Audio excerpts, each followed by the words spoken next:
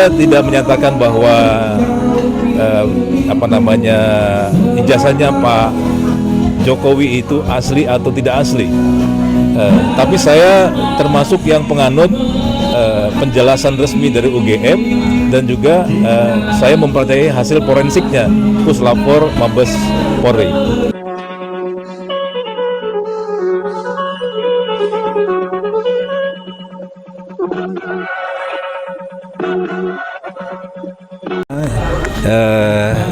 Demokrasi kita ini adalah demokrasi yang menghormati hukum. Hukum itu dalam arti termasuk proses-proses hukum yang berlaku di negara kita. Dan jangan juga terkecoh bahwa demokrasi ini adalah sebuah cara untuk menjaga, memelihara, dan memperkuat kedaulatan kita. Bukan sebaliknya, sesuatu yang bisa menjadi malah kontraproduktif bagi kedaulatan kita. Kedaulatan dalam arti bagaimana negara bangsa rakyat Indonesia ini bisa terjaga dengan identitas aslinya, bukan mengikuti kepentingan-kepentingan orang di luar itu. Nah, tentu bahwa konsekuensi demokrasi itu juga memberikan kesempatan kepada semua pihak untuk mendapatkan akses yang sama, perlakuan yang sama dan sebagainya, tetapi tidak melupakan, tidak meninggalkan proses hukum yang ada berdasarkan undang-undang kita. Itu sebuah konsekuensi hukum kan. Nah, dalam konteks pembuktian hukum bahwa undang-undang negara kita sudah menyatakan bahwa proses-proses hukum itu ada lembaganya, ada kewenangannya gitu. Jadi nggak semua orang bisa melampaui kewenangan lembaga itu.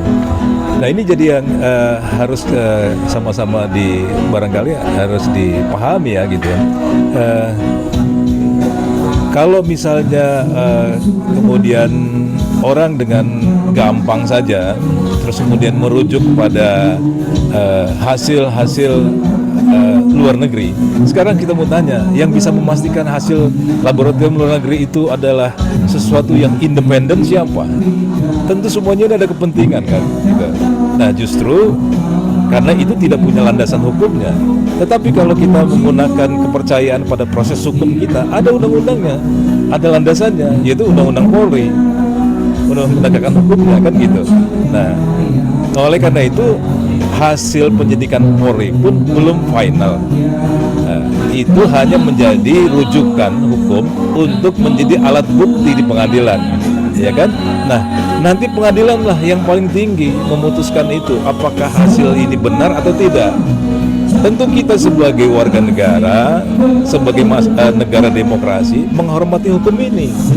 Kalau bukan kita yang menghormatinya, saya nggak ngerti ini warga mana yang harus menghormati hukum kita ini gitu. Ya memang tidak ada yang sempurna, tetapi paling tidak sandaran kita jelas terukur. Ukurannya apa? Ukurannya undang-undang, gitu. Jadi bukan berarti kita menutup ruang. Demokrasi memberikan kesempatan yang sama. Dengan cara apa? Semua warga negara, termasuk teman-teman yang selama ini menyatakan perbedaan pendapatnya terhadap persoalan itu boleh mengungkapkan pendapat. Itu demokrasi bagi kita. Kita hormati, kita dengar, kita baca. Mereka akses di media sosial dan sebagainya, kita ikuti gitu. Kan nggak ada yang melarang dan membatasi. Tapi ketika bicara soal penegakan hukum, ada mekanismenya, ada aturannya, ada landasannya gitu. Nah, kita berikan kepercayaan kepada mekanisme penegakan hukum ini, dan ini pun nanti hasil finalnya ada di pengadilan gitu. Kita yang menghormati lembaga pengadilan kita. Nah, ada satu hal Pak Ho, jadi tentu memang persoalan ini menjadi sebuah pembelajaran bagi bangsa kita, dan saya tidak menyatakan bahwa ijazahnya Pak Jokowi itu asli atau tidak asli, tapi saya termasuk yang penganut penjelasan resmi dari UGM dan juga saya mempercayai hasil forensiknya Puslapor Mabes Polri. Nah, bahwa itu nanti misalnya dibantah dengan keputusan pengadilan, kita ikuti putusan pengadilannya. Tapi kan proses sana masih berjalan. Nah, peristiwa-peristiwa yang lain ini juga terjadi di bangsa kita nih. Dalam setiap pengisian jabatan politik, jabatan publik, baik di tingkat kepala desa, anggota DPR, calon kepala daerah, ini juga masih kita temukan adanya kasus-kasus ijazah yang diragukan keasliannya. Nah, oleh karena itu, pembelajaran politik dan administrasi yang kita dapatkan dari berbagai kasus ini kedepannya secara prospektifnya bahwa setiap pengisian jabatan publik yang mempersyaratkan syarat-syarat administrasi seperti ini harus betul-betul diberikan ruang untuk baik lembaga terkait untuk membuktikannya maupun publik untuk juga mengujinya. Nah, tentu setelah tahapan ini selesai, harapannya ke depan tidak ada lagi masalah-masalah seperti ini. Karena ini secara langsung maupun secara tidak langsung akan kontraproduktif bagi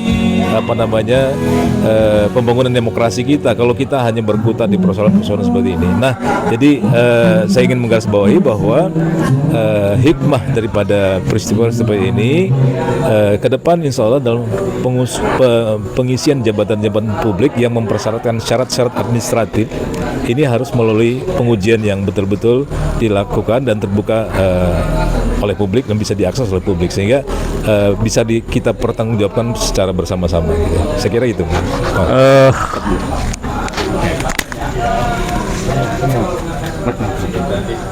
Penuh.